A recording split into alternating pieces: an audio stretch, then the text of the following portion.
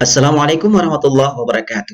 Alhamdulillah, segala puji bagi Allah, selawat dan salam tersajikan pangkuan alam Nabi besar Muhammad Sallallahu Alaihi Wasallam. Bertemu lagi dengan saya Muhammad Rijal SPDI dari guru SMP Negeri 5 Satu Atap Permata. Baik, sebelum kita belajar pada hari ini, mari kita berdoa dulu. Berdoa dimulai. A'udzubillahi minasyaitonirrajim. Bismillahirrahmanirrahim. Rabbi zidna ilman warzuqna fahman. Amin. Moga Allah Subhanahu wa taala memudahkan kita memahami pembelajaran kita pada hari ini.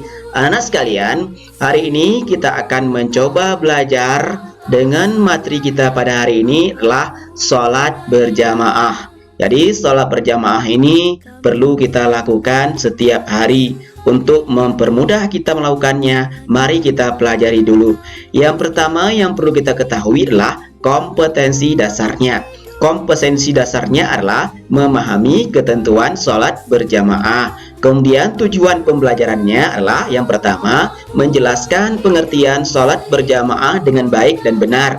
Yang kedua, menemukan niat-niat sholat berjamaah dengan benar. Yang ketiga, menemukan dalil-dalil keutamaan sholat berjamaah dengan tepat. Yang keempat, merincikan syarat-syarat sah sholat berjamaah dengan benar. Nah, itu yang harus kita pahami pada hari ini, dan tentunya dengan memahami itu insya Allah kita sudah bisa untuk memenuhi pembelajaran kita pada hari ini. Kita awali yang pertama, pengertian sholat berjamaah. Sholat berjamaah dilakukan secara bersama-sama dipimpin oleh yang ditunjuk sebagai imam. Atau dengan kata lain, sholat yang dilakukan dua orang atau lebih, yang salah satunya adalah menjadi imam dan yang lain menjadi makmum. Berbicara mengenai sholat berjamaah, kita juga harus paham mengenai sholat munfarid. Sholat munfarid adalah sholat yang dilakukan secara sendiri-sendiri. Baik, selanjutnya kita perlu paham juga dengan dalil keutamaan sholat berjamaah. Rasulullah SAW bersabda, perhatikan, ini adalah sabda Nabi. Ani bin Umar qala Rasulullah sallallahu alaihi wasallam, salatul jamaah tafdulu ala salatil fardhi bi 27 darajah. Rawahul Bukhari wa Muslim. Dari Ibnu Umar radhiyallahu anhu, Rasulullah sallallahu alaihi wasallam bersabda, salat berjamaah lebih utama dibandingkan salat sendiri dengan 27 derajat. Hadis riwayat Bukhari Muslim. Itu keutamaannya. Moga kita selalu menjalankan salat berjamaah, karena itu merupakan 27 derajat lebih baik daripada salat sendirian. Lanjut kepada niat salat. Perhatikan, ini ada niat salat. Kita awali yang pertama, niat salat Isya.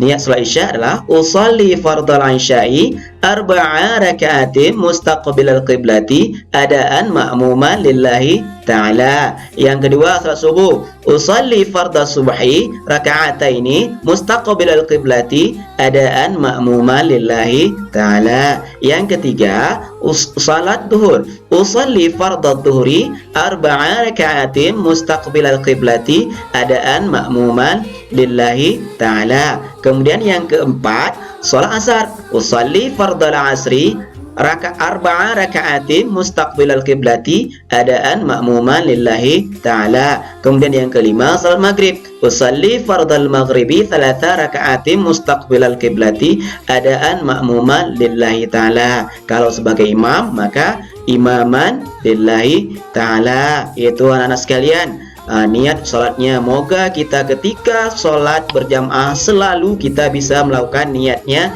untuk kesempurnaan sholat berjamaah kita. Kemudian anak sekalian, kita lihat lagi syarat sholat berjamaah. Apa syaratnya? Syarat sholat berjamaah, yang pertama harus ada imam, yang kedua ada makmum, yang ketiga dikerjakan dalam satu majelis. Artinya kita satu tempat dengan imam. Jangan imam dalam TV, kita di luar TV ikut imam, maka tidak sah sholat berjamaah kita. Kemudian sholat makmum dengan sholat imam itu harus sama. Jika imam sholat isya, maka yang ikut pun sebagai makmum harus sholat isya. Kemudian untuk menjadi imam tidak sembarangan, harus ada syarat-syaratnya. Apa syarat jadi imam? Yang pertama, sudah balik, artinya sudah dibebani hukum agama padanya. Yang kedua, fasih dalam hafalan bacaan sholat. Dikhawatirkan kalau tidak fasih, tidak pas bacaannya, nanti lari arti daripada yang sebenarnya. Kemudian imam itu bukan orang yang dibenci oleh jamaah. Kemudian yang selanjutnya, mengetahui syarat dan rukun serta hal-hal yang membatalkan salat sih. Itu si imam harus tahu. Kemudian imam pria boleh diikuti oleh pria dan wanita. Tetapi jika imam wanita hanya boleh yang makmumnya itu hanya perempuan saja. Baik. Kemudian untuk jadi makmum juga harus ada syarat. Apa syarat jadi makmum? Yang pertama, berniat mengikuti imam, adaan makmuman tadi. Yang kedua, tidak mendahului gerakan imam. Yang ketiga, sholatnya sesuai dengan sholatnya imam. Yang selanjutnya, mengikuti imam dalam gerakan sholat. Kemudian berada di belakang imam, jangan depan imam. Setelah berada di belakang imam, kemudian dalam satu tempat atau satu majelis. Kemudian tidak bermakmum kepada imam yang batal sholatnya. Baik. Selanjutnya, makmum itu ada 3. Mana makmum 3? Yang pertama, makmum muafiq, yaitu makmum yang tidak terlambat. Takbiratul ihramnya berbarengan dengan si imam. Ada makmum masbuk, yakni makmum yang terlambat. Terlambat kenapa? Tidak sempat membaca surah Al-Fatihah atau takbiratul ihram bersama dengan imam. Kemudian ada makmum munfarid. Makmum munfarid yaitu makmum yang menyalahi gerakan imam, artinya tidak ikut imam.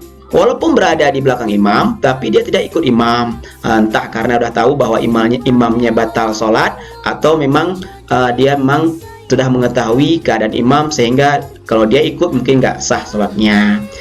Baik. Itu syarat jadi makmum, syarat jadi imam, dan ada beberapa makmum yang telah kita bahas tadi.